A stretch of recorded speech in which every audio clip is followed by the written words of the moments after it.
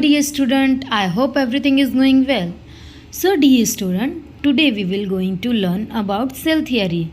In the last video, we learn about cell.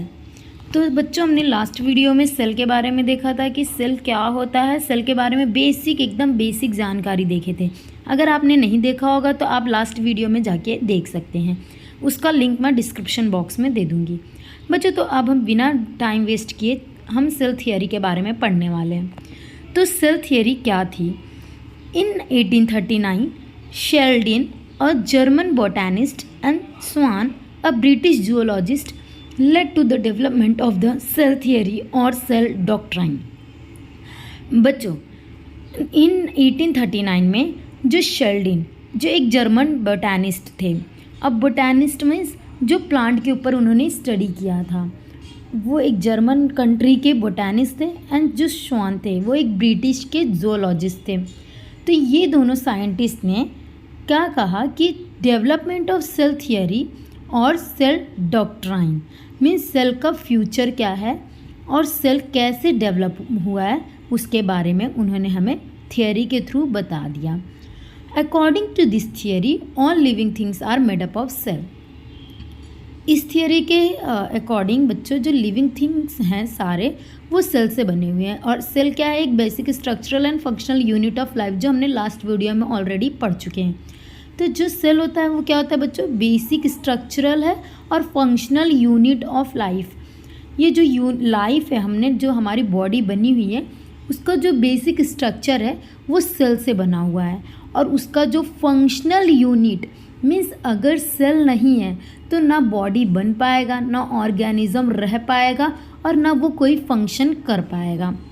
In 1855 Rudolf Virchow proposed an important extension of cell theory that all living cell arises from pre-existent cells, omnicellula, ecellula।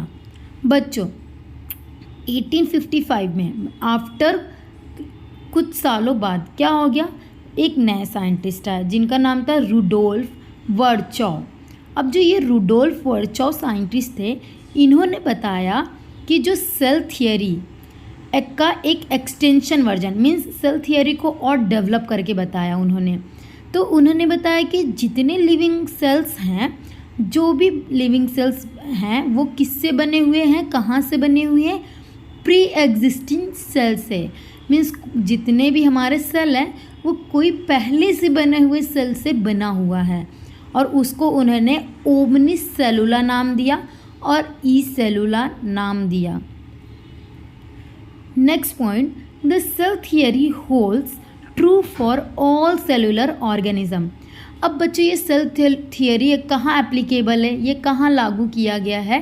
तो ये लागू होता है एक cellular organism के ऊपर।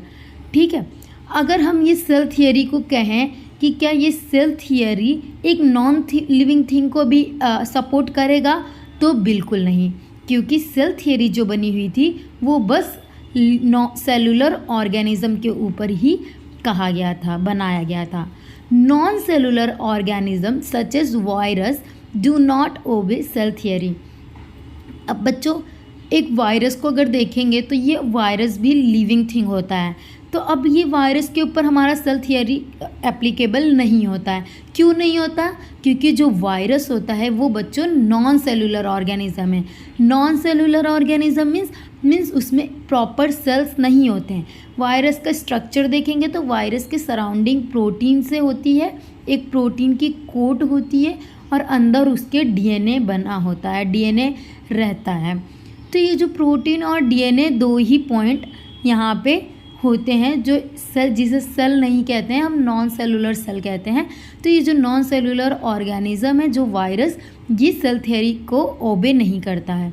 Over the time the theory has continue to evolve. जैसे जैसे टाइम बीतते गया बच्चों, वैसे जो सेल थियरी थी अपनी वो धीरे धीरे मॉडिफाई होती गई, मतलब धीरे धीरे इवॉल्व होती गई और बेटर टू बेटर होते गई।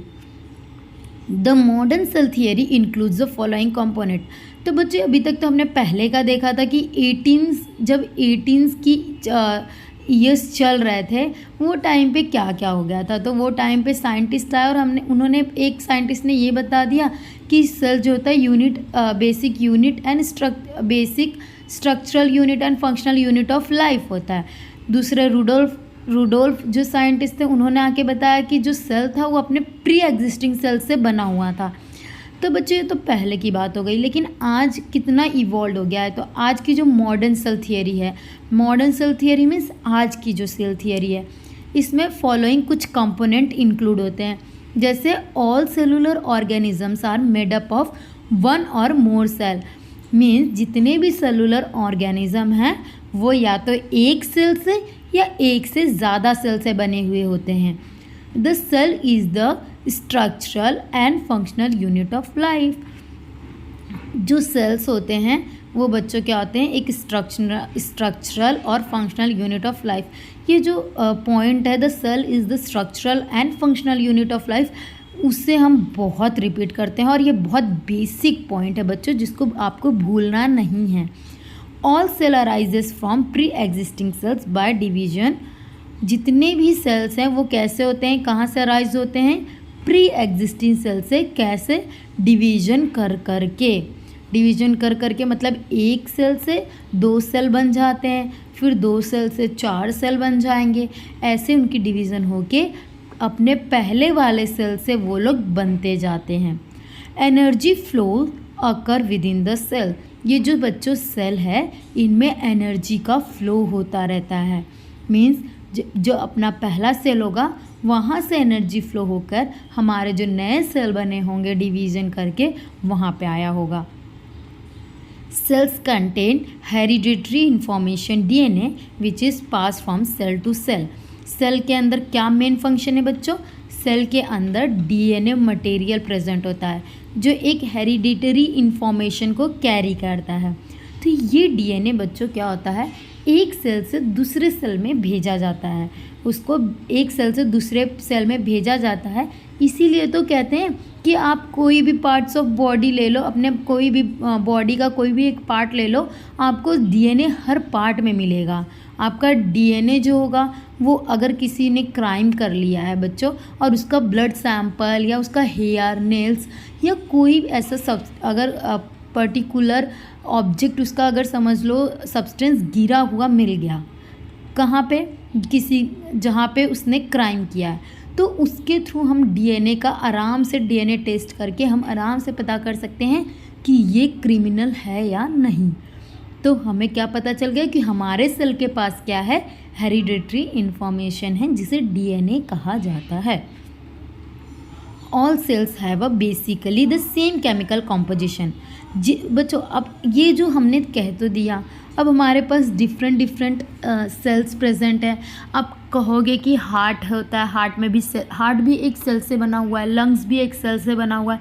तो क्या हार्ट और लंग्स जो होते हैं वो सेम सेल से बने होते हैं या डिफरेंट सेल से बने होते हैं, ये क्वेश्चन तो सबके मन में अराइज हो जाता है। तो बच्चों जो हमारे बॉडी में हार्ट, मसल्स, ये सेल्स जो होती हैं, इनके सारे सेल में DNA का कॉम्पोजिशन जो होता है, जो केमिकल कॉम्पोजिशन जिसे हम कहते हैं, वो सेम होता है। अगर आप, ऐसा नहीं है कि आपके अंदर अगर 22 क्रोमोसोम्स प्रेजेंट है तो आपकी जैसे जो ह्यूमन अलग दिखेंगे, जो अमेरिका में होंगे उनमें भी 22 क्रोमोसोम्स होंगे। तो बच्चों जो हमारा केमिकल कॉम्पोजिशन होता है वो सारे में सेम होता है सेल्स के अंदर। ओके, तो एक शॉर्ट रिवीजन देखेंगे कि आज हमने क्या क्या पढ़ा। तो आज हमने पढ़ा कि 2 साइंटिस्ट आए और वो दोनों साइंटिस्ट, क्या नाम था साइंटिस्ट का, शेल्डिन जो एक जर्मन बोटानिस्ट थे और स्वान जो एक ब्रिटिश जूलॉजिस्ट थे।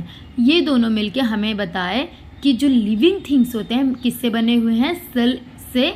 और ये सेल जो होता है वो basic structural and functional unit of life होता है। नेक्स्ट रूडोल्फ वर्चॉव जो एक साइंटिस्ट है और उन्होंने ये हमें बताया कि जो हमारा लिविंग सेल्स है वो एक प्री एग्जिस्टिंग सेल से अराइज हुआ है और उससे फॉर्म हुआ है, उसे ही हम ओमनिसेंस सेलुला बोलते हैं।